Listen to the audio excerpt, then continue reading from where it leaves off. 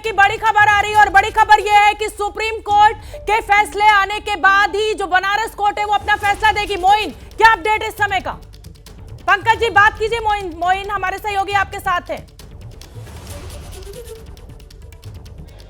नहीं, आपको बताऊं शोभना कि मोइन जैसे वहां पर निपुण है ना, अंदर सुप्रीम कोर्ट में प्रणय बाहर है, मैं बाहर हूं, अंदर में मोइन है, वहां से हमें जानकारी दे रहे हैं। मोटे तौर पर ये खबर छनकर आ रही है, इसको ये ऐसे आधिकारिक तौर पर नहीं कह सकते हैं कि वो लोग इंतजार कर रहे हैं यहाँ पर जो जिला जज हैं बैठे हुए यहाँ पर कि सुप्रीम कोर्ट में आखिर इस पर किस तरीके के संकेत मिल रहे हैं। पर ये नहीं कहा जा सकता है कि सुप्रीम कोर्ट के फैसले के बाद ही यहाँ फैसला आएगा। यहाँ 2 दिन का वक्त मांगा गया है कि आखिर वो सर्वे रिपोर्ट देने के लिए 2 दिन और उन्हें चाहिए, उस पर फैसला आना जो कभी भी आ सकता है। 10-15 मिनट की देरी हो सकती है। प्रणय, जैसा कि पंकज झा कह रहे हैं कि भाई सुप्रीम कोर्ट से छनकर ये खबर बाहर आ रही है, क्या चल रहा है सुप्रीम कोर्ट में?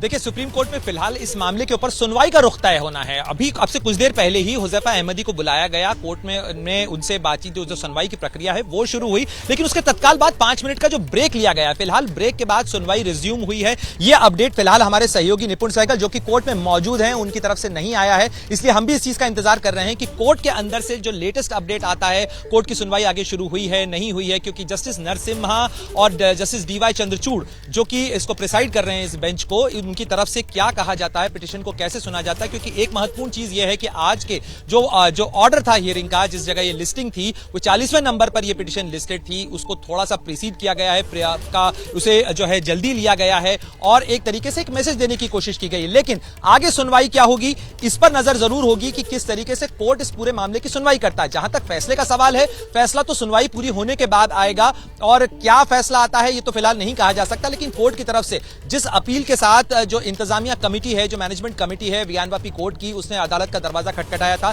सर्वे पर रोक लगाने की अपील के साथ में सुप्रीम कोर्ट ये कमेटी पहुंची है और जिस प्लेसेस ऑफ वर्शिप एक्ट 1991 का हवाला देते हुए दिया गया है, ये पिटीशन फाइल की गई है। विपक्ष जो दूसरा पक्ष है उसकी तरफ से भी पिटीशन दाखिल की गई है और जो दूसरा हिंदू पक्ष है उसकी तरफ से जो पिटीशन फाइल की गई है उसमें बाकायदा ये जो प्लेसेस ऑफ वर्शिप एक्ट 1991 इसे ही चुनौती दी गई है और उनका कहना है कि ये जो कोर्ट, ये जो नेचुरल जूरिस्प्रूडेंस है उसके ही खिलाफ है ये एक्ट और इसलिए इसके आधार पर फैसला नहीं दिया जा सकता है। तो दोनों ही चीजें कंटेस्ट में हैं, दोनों ही चीजें अदालत के सामने है और अदालत को फैसला करना है कि किस तरीके से आगे इस पक्ष पर सुनवाई हो। बिल्कुल ठीक है प्रणय, आप बने रहिए। पंकज झा का मैं एक बार फिर रुक करना चाहूंगी। पंकज झा ग्राउंड जीरो यानी ज्ञानवापी मस्जिद पर मौजूद है, मेरे सहयोगी मोइन जो है वो बनारस कोर्ट में भीतर मौजूद है। पंकज झा, मैं आपसे समझना चाहूंगी कि देखिए आप भी जानते हैं कि अगर सुप्रीम कोर्ट एक कोई भी टिप्पणी करेगा या कोई भी आदेश देगा तो बनारस कोर्ट का जो फैसला है वो उसी समय स्थगित हो जाएगा। तो क्या आपको ऐसी गुंजाइश दिखाई दे रही है कि बनारस कोर्ट तब तक कोई फैसला न दे जब तक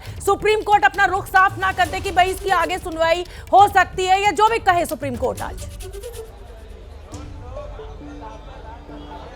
देखिए, ये तो सुप्रीम कोर्ट को तय करना है, लेकिन जो तमाम चीज़ें सामने हैं ना, जो दस्तावेज हैं, जो पक्ष है, दलील है, उसके हिसाब से देखिए शोभना, आप भी जानती हैं 1996 में भी इस तरह के सर्वे हो चुके हैं। राजेश्वर सिंह तब एडवोकेट कमिश्नर हुआ करते थे, कोई पहली बार नहीं हुआ है ये, इससे पहले भी सर्वे हो चुका है, उस वक्त तब तहखाने का सर्वे नहीं हुआ था।